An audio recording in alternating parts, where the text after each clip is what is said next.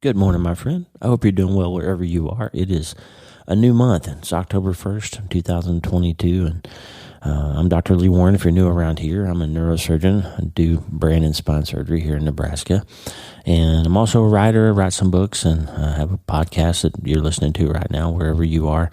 We're with you, and the reason we do this podcast every day, almost every day, is because we're trying to help other people understand that life is hard. Jesus made us a promise in John 16:33. It says, in this world you're going to have trouble. And he made us another promise, though, at the same time, John 10:10, he said, I came here that you might have life and have it abundantly. And I'm here to tell you that you can have hard things happen in your life, and you can have an abundant, joyful, happy life also. You don't have to have but, you can have and.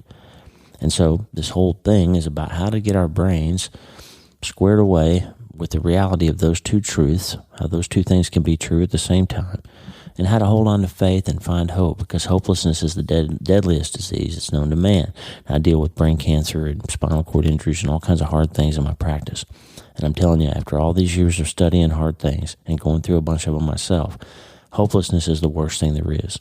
And so this little podcast, I'm sitting in front of this microphone at 4 o'clock in the morning, is aimed specifically at helping you learn how to become healthier, feel better, and be happier by finding the way to hold on to hope and flex those muscles to move towards hope and faith no matter what you're facing, to be able to have the and not just the but of hard things. That's the whole point of this whole deal. And today is Self-Brain Surgery Saturday. Now on Saturdays, we specifically talk about some of the neuroscience and some of the ways that we can change our minds about things. And we do Mind Change Mondays too. We talk about these things. But today I want to teach you a self-brain surgery technique that I think will help you look at either successful times or difficult times in your life in kind of a new way. We're going to put some scripture on it too. I always try to put some of the faith and neuroscience up together. When they smash together, that's when things really work well in my life.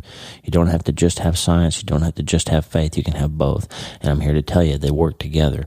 They don't work against each other, despite what you may have heard. So we're going to do a little self-brain surgery today with a new operation I'm going to teach you called the thought autopsy. We've talked about the bad thought biopsy a lot. Today we're going to talk about the thought autopsy and how that can help you radically understand your thinking in times of triumph and in times of failure, in times of joy, in times of sorrow. The thought autopsy is a key to understanding past successes and failures so that you can harness that knowledge for future success.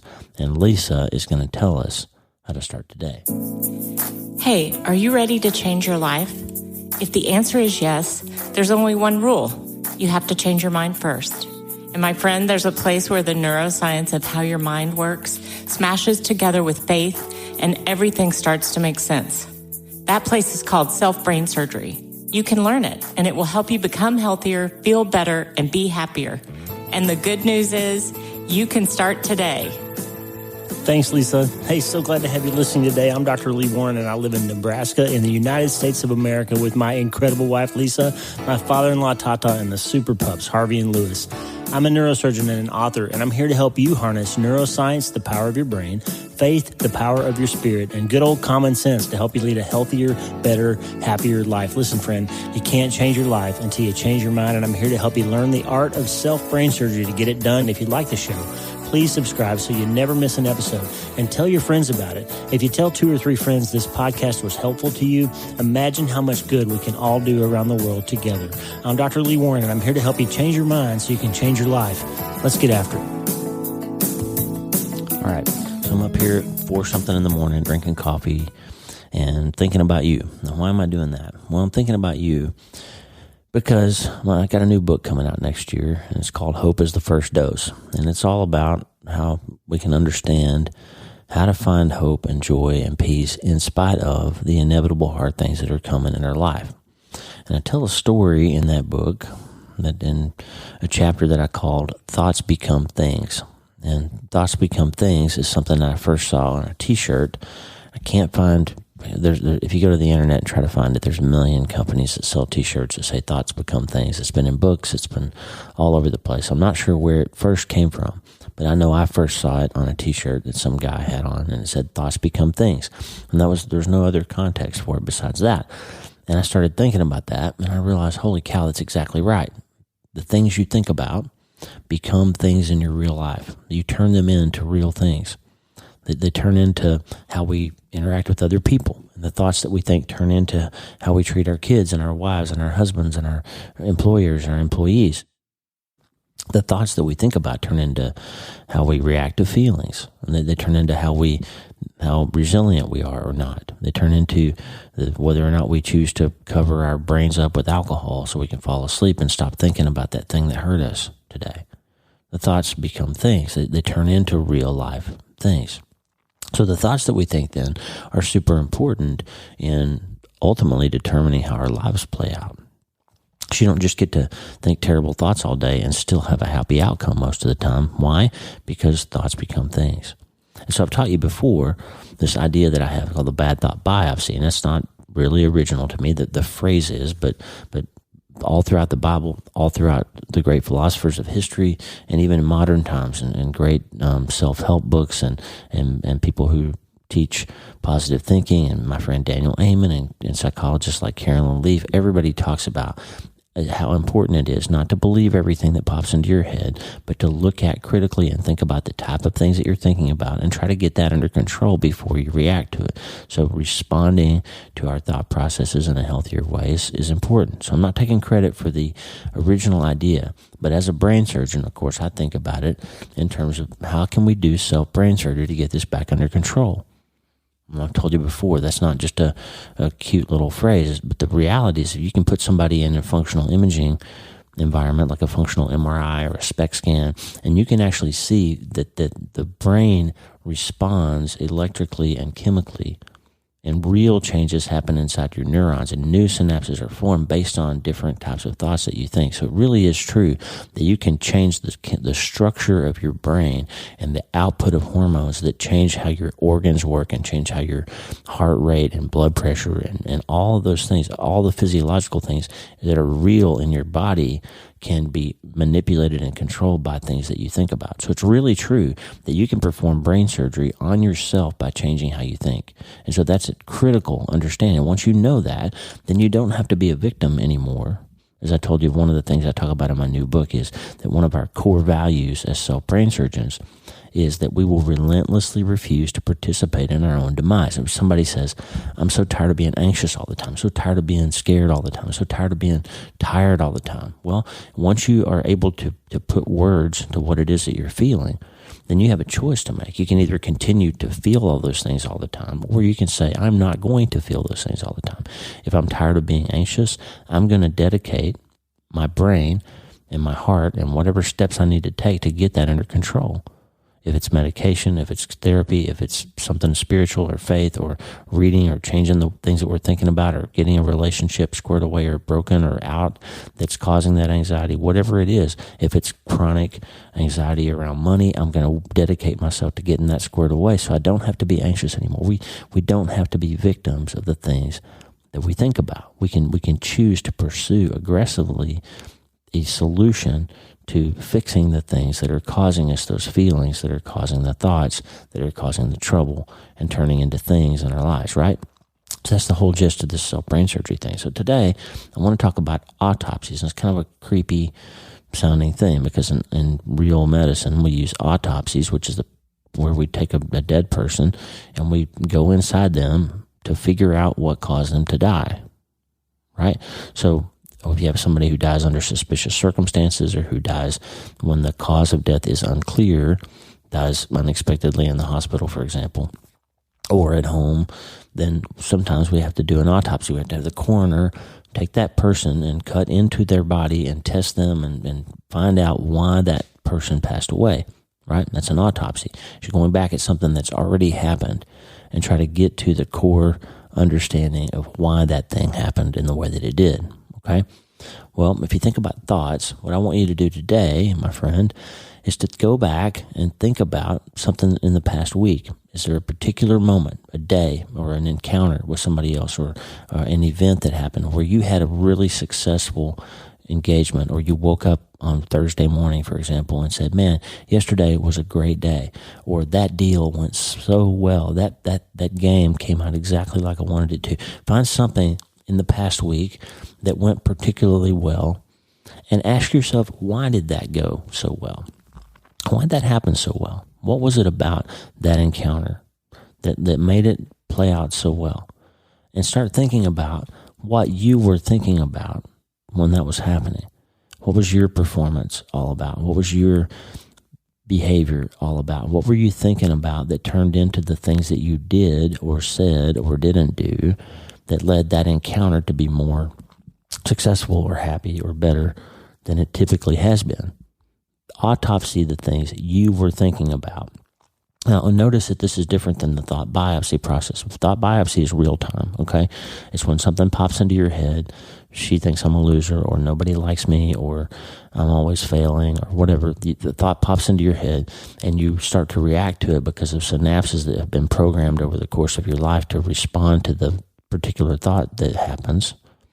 And the biopsy process is to just try to learn how to put a little gap in there where you can say, wait, I'm thinking this, or I'm feeling this, and I don't necessarily have to react to it. I can change that. I can control my next move. I can control what comes out of my mouth. I can control whether I hit that person or not. I can control whether I let that feeling make me open another bottle or take another pill or go onto a certain website or whatever. Right? The biopsy is real time going forward. So this autopsy idea is just slightly different. It's to say, this thing happened a few days ago and it went better than it usually does. So why? I want to dig into that and think through it critically and understand it. I want to know why that particular thing was better than it normally is. If I have a surgery that just it comes off and it's so easy and everything went great, then Damon and I and the team, and Kristen and Al and everybody that's on our team in the hospital will say, hey, this particular case, it just was so much faster and so much easier than it normally is. And what all led into that? Anesthesia? Did y'all do anything different? And or X, Y, and Z. What happened so we can reproduce that and make all of them go a little bit faster and easier? Or if a particular case is hard for some reason, if we say, well, maybe the positioning wasn't quite perfect, or maybe this or that happened, or we go into it and we think through what makes a particular day in the operating room just really cook smoothly or have struggles. And then we try to smooth out the bumps and make processes better and make everything work better so that every day in every case is more efficient, right? That's how good surgical teams work. That's how good football teams work. They watch film. And they go back. My friend Al is a master. It's fun to watch a game with him because he sees things as a coach that I never can see. And he'll say, okay, this play happened in that way because this guy was 2 steps over to the right when he should have been over here before the ball was snapped. And this offensive coordinator didn't see this thing that always happens when they run that particular play and didn't pick up this guy that was going to blitz over here. And he can see all that. And then he can take that knowledge and insight and go teach his kids, his players, a different way to think about the next game that they have to play and how they can be thinking differently about their setup and all of that. And that'll produce over time better outcomes, right? So the thought autopsy is not real time. It's past time. It's retrospectively looking at what you were thinking about when something went really well. Okay? And I would just acknowledge that we have a tendency to take credit for things when they go really well, right? That went well because I did this or that. That happened because I performed really well. That play pulled off because I ran a little faster. I did more reps in the gym, or that whatever. We tend to pat ourselves on the back. I made a joke in the OR a couple of days ago. This really difficult little move that I had to make during a procedure. We were trying to get a ruptured disc out of this person. The nerve was really badly pinched, and it was hard. It was really hard. And so we were working hard, and the nerve was kind of scarred and stuck from previous surgery, and I had to make this sort of delicate move, and boom, the disc popped out and everything went great. And I said, somebody give me a sterile hand so I can pat myself on the back for that. I was just joking, but that's what we tend to do when we have a victory, something good happens. We tend to pat ourselves on the back about it, right? Well, think also, let's hold that thought for a minute, and let's think about something that happened this week or this month or this year that was bad, that was hard, a situation that didn't go like you wanted it to go, a day that didn't play out, a conversation, a relationship, something broke up, something happened that you didn't like. And think about what could have led that particular thing to not having gone the way you wanted it to go. What was it? So think through the thoughts that you were thinking. Go back to when I had this fight with my spouse and he got mad and left, or she threw something at me, or whatever. These words got said that led us to sleep in different rooms that night, or finally was the straw that broke the camel's back and this marriage is over. Think through not just what they did, not just what they said, not just what their behavior was. Think through and be honest with yourself. What were you thinking about in the moments before that event, in the months before, in the years before? What were your thoughts about, your private thoughts? Because here's the problem with our thoughts. Nobody knows what they are. It's true.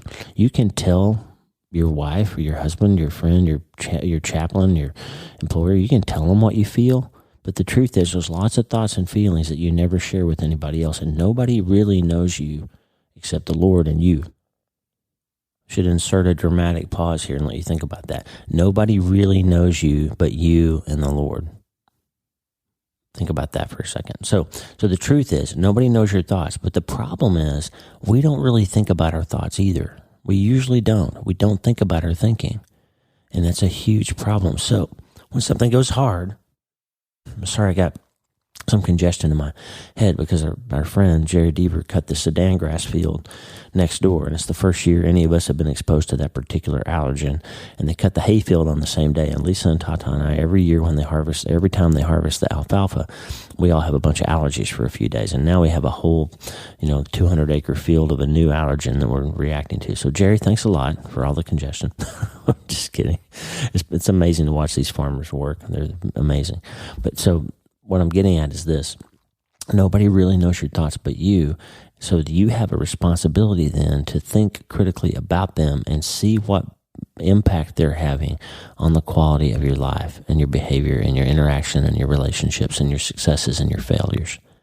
You have a responsibility. It's important for the coroner to do that important work and do the autopsy to find the cause of death so that we can then go back and understand if there was a problem, or there was something that could have been prevented or avoided, or if there was a substance that shouldn't have been there, or there was a medical device that failed or something happened. We got to understand so other people can benefit from the work that's done by the coroner in the autopsy process. And you, my friend, can benefit greatly if you'll go back and look at these times of failure and times of success and times of stress and times of relative peace in your life. An autopsy, what were you thinking about? What was going on in between your ears during times when things were hard? I told you a minute ago that we tend to pat ourselves on the back when things go well. But I would counter also to say that we tend to forget our own culpability in times when things are hard. We tend to easily blame other people for our problems. I had a professor one time that used to say, hey, whenever there's a problem, the most important thing to do is establish blame and distance yourself from it. It was a joke, but he was basically saying, find somebody to blame on any of your problems and just don't take responsibility. Well, that's obviously silly, but we do it, don't we? We do. We look at a relationship and we say, man, that happened because she was lazy, or he was overbearing, or he was mean, or he was abusive, or she was this, or they were that, or this business failed because my partner didn't do his work. We never tend to come around and put the true blame on ourselves, or and I don't mean to blame you. I'm not saying blame yourself for everything, but I'm saying be honest with yourself about your role in whatever situation was going on when something felt hard. Be honest with yourself. And there's another way to blame, which is to blame yourself for everything and to take way too much credit for things that you really aren't responsible for and can't and shouldn't take control or shouldn't take ownership of. So some people play this shame and blame game and they just dump all over themselves, and that's not right either. So if you get really proficient at this autopsy process, I mean, the coroner, if they're a good coroner, they don't go into the autopsy saying, man, I'm going to blame this on that nurse. I'm going to find a way to stick this on a nurse or stick this on the spouse of this person, and I'm going to say they poisoned their husband. A coroner wouldn't go into an autopsy thinking they already knew who they were going to blame for the death, or that there was somebody to blame for the death. The coroner would go into it just saying, I need to find out what happened here, right? So, in other words, when you go back and look at a hard day, a hard event, a hard moment, a hard life, go back and say, I'm not sure what happened here, but I need to be honest with myself about what I was thinking and what part of it I played, what part in it I played. I need to be honest with myself and dig through that. There's a bunch of scripture around this. I've been reading in Isaiah the last few days, and in Isaiah 44, there's this whole passage to the 40s in Isaiah where God's basically talking to people about idol worship and how frustrated he is that they keep over and over and over turning to false gods in their lives. And he tells this amazing story in Isaiah 44, starting in 15. He talks about this guy, verse 14, talks about this guy who plants a cedar tree, and then the rain nourishes it, and it becomes fuel. And he takes part of it and warms himself, kindles a fire and bakes bread with it. He makes a god out of it and worships it and makes it an idol and falls down before it. So half of it he burns in the fire, and half he eats meat over it, roasts it, and is satisfied. And he warms himself and says, I'm warm, I've seen the fire. And the rest of it he makes into a god, his idol, and falls down to it and worships it and prays to it and says, deliver me, for you are my God. And he goes on to say that person is deluded. He doesn't have the insight to say, I just made this God up out of my hands, out of this piece of wood that I cut down, that I grew. And basically the point of it is, he's saying that we take things like a tree that we plant. We didn't make the seed. We didn't make the soil with all the nutrients in it. We plant it and we water it, but we didn't make the water, and we didn't create the weather that happened in just the right way that the tree was able to grow. We didn't create the biology of that tree that allowed it to grow and flourish. And we didn't create the metal from the earth that we turned into a saw or an axe to cut the thing down. We didn't make all that stuff, all that success those gifts that we were able to use of biology and weather and climate and metallurgy and all that stuff. We didn't make that stuff. God did. But yet when the tree grows and we cut it down, we burn it into fire. We didn't make the fire. Right? We didn't create the process of chemistry that allows fire to happen. And we warm ourselves and pat ourselves on the back, and then we carve this idol out of the wood, and we say what a great job we did. Right? And it's ludicrous, God says. It's ridiculous that we're able to do that. And we don't have the insight to see it. So what he's saying is, I want to use my friend Jerry, the farmer, as an example again. Jerry's a faithful man. Jerry, I know you're listening, so I'm giving you some props here. But what if Jerry or other farmers, what if they worked hard and grew this hay and cut it down and put it into these beautiful bales? I love to see these green bales of freshly cut alfalfa sitting out there. And then what if you go home, puts his feet up and says to Laura, his wife, his lovely wife, and says, man, I'm a great farmer. Look at all that grass I grew, and look at all these bales I made, and I'm going to feed all these cattle all winter all over Nebraska with the work of my hands. Look what a great job I did.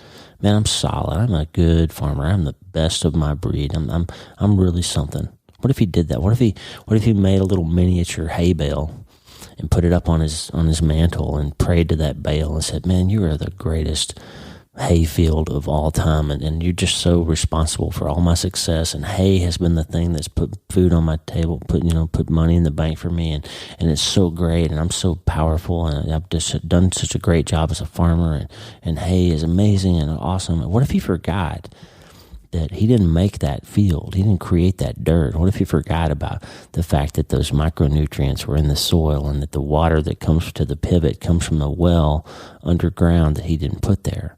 What if you forgot?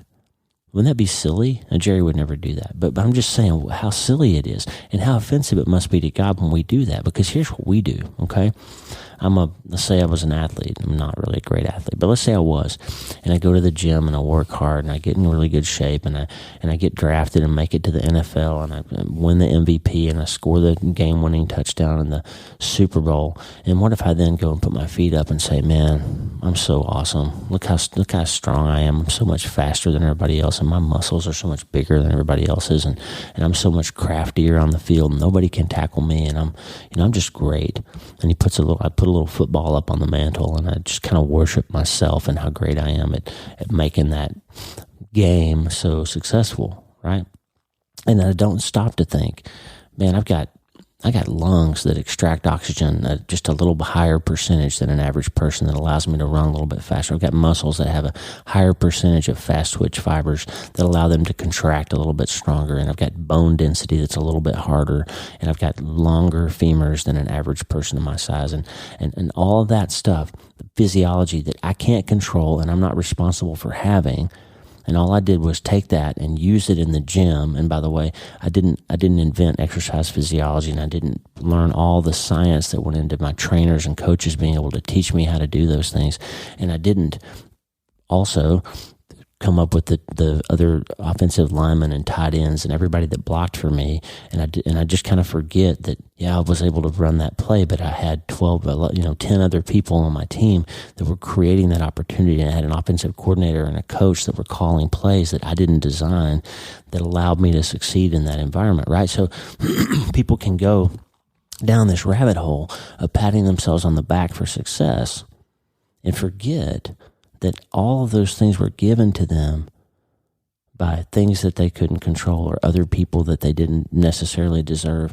So you see what I'm saying? So Isaiah, God goes and says, hey, you maniacs, I gave you the ground and the wood and the seed and the weather and the water and the metal and everything that you needed to build that fire from the tree that you chopped down and cook the meat that I gave you from the cow that I created so you could warm yourself and fill your belly, and then you could pat yourself on the back for how wonderful you are. Right? But if you did an autopsy, if you actually went back and did a thought autopsy on that, you would say, wait a second. Yeah, I did a good job. I did my job properly. But God gave me the gift of all these things that allowed me to have that food and that shelter and that warmth and that meal, or that success on the football field, or that success as a hay farmer, or that success in the operating room. That happened because I was thinking the right thoughts about how I could play in that environment. Right? So if you go back in time and look critically at what you were thinking about when you succeeded, you'll be able to put together a more reproducible string of success in the future.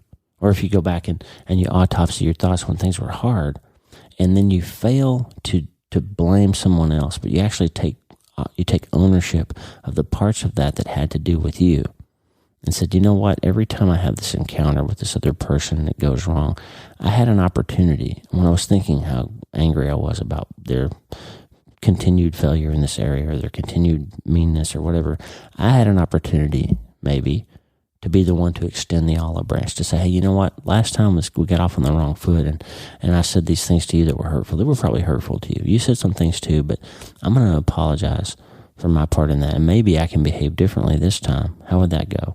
And would that break a chain? Would that open a door that wasn't open before?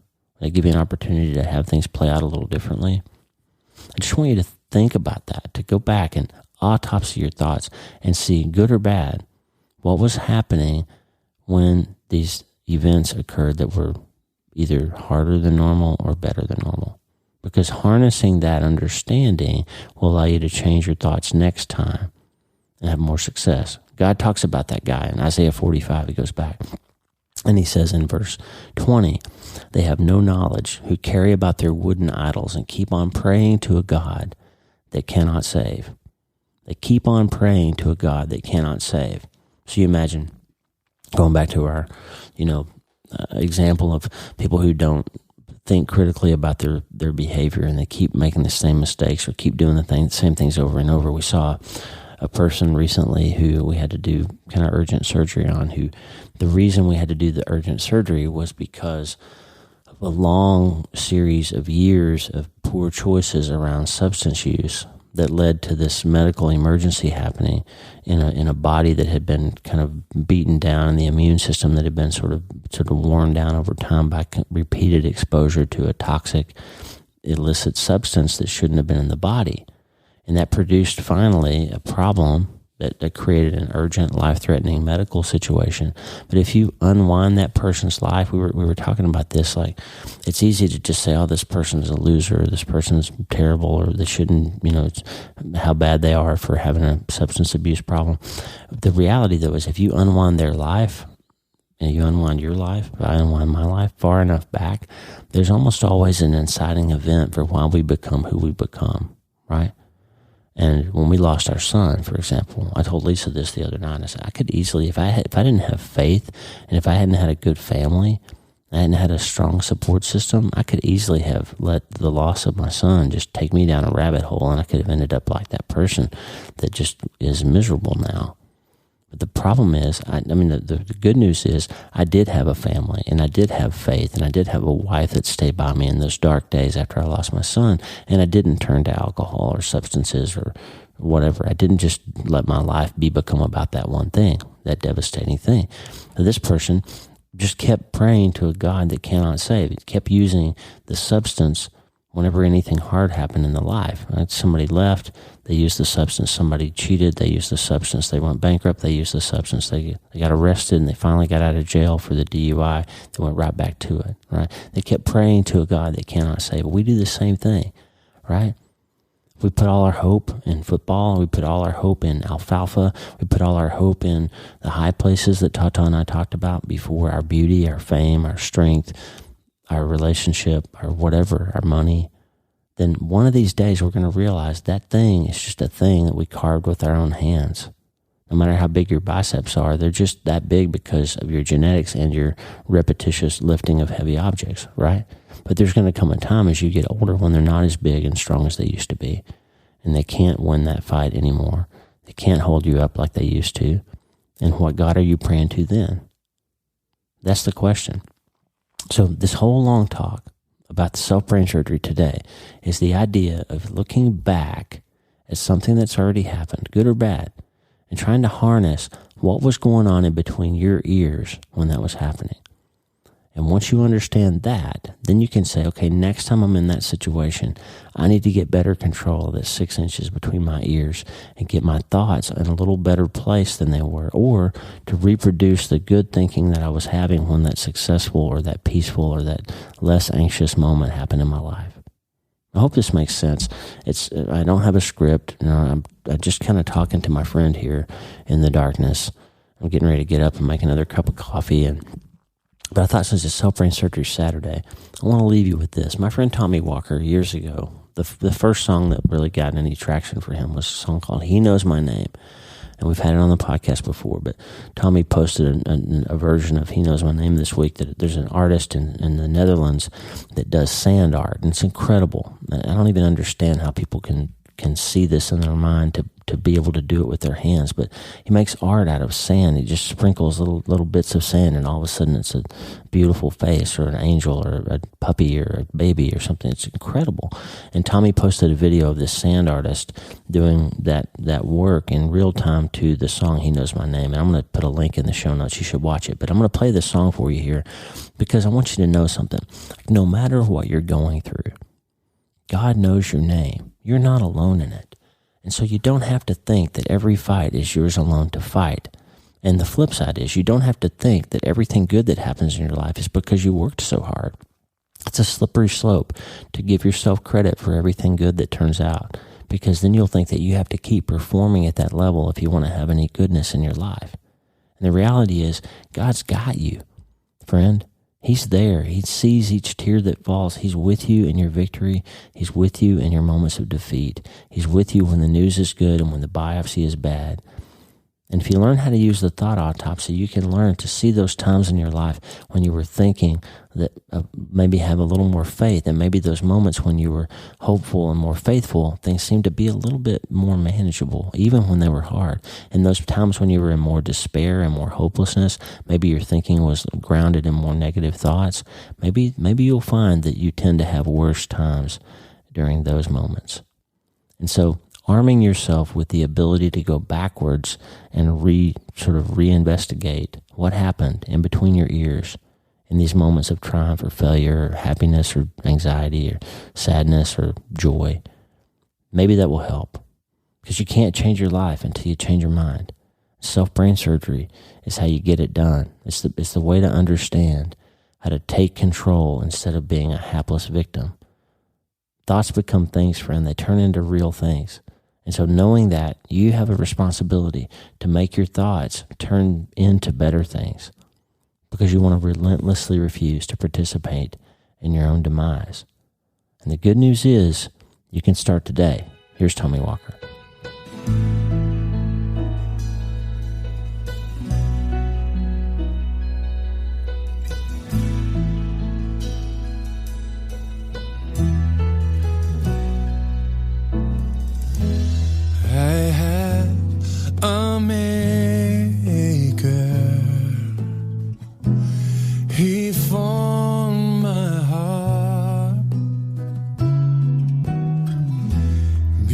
before even time began. My life was in his hand,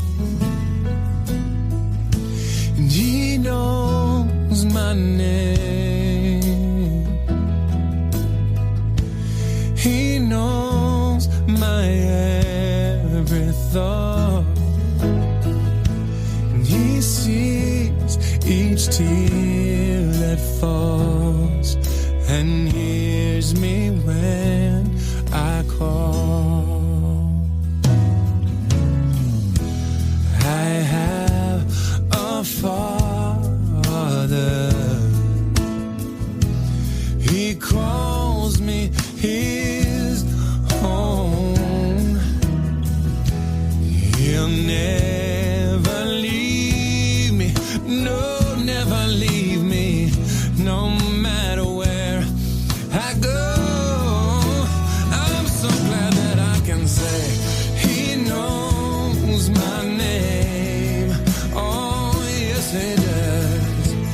He knows my every thought, and he sees each tear that falls, and hears me when I call.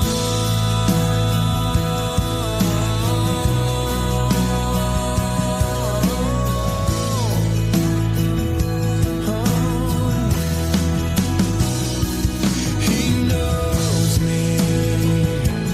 He loves me. He wants me. He hears me when I call. He formed me. He sees me. Never leaves me. Oh, he hears me when I call.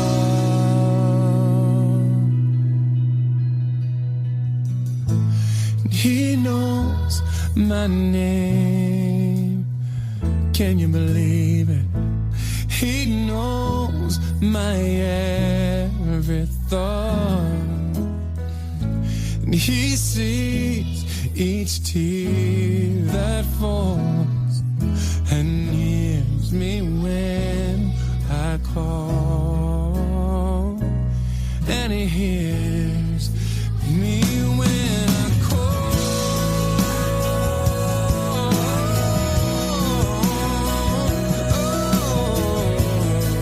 Calling out to you, Lord. Yeah, yeah, yeah. He knows me. Oh, he loves me. He wants me. Oh, he hears me when I call. He found me. He made me. He sees me. Never, ever, ever leaves me. He hears me when I call.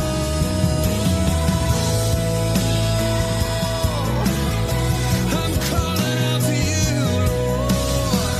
Let the abandoned, nameless, and the friendless all them all say, he knows.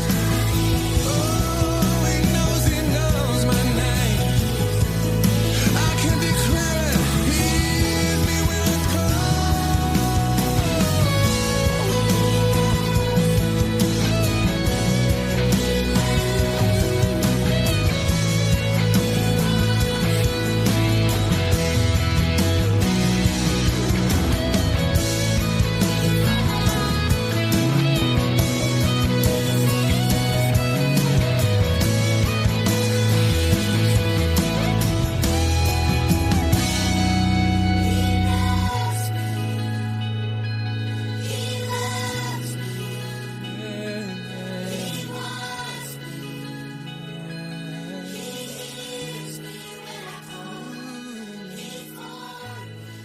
let the forgotten say, let the hurt me say, he knows my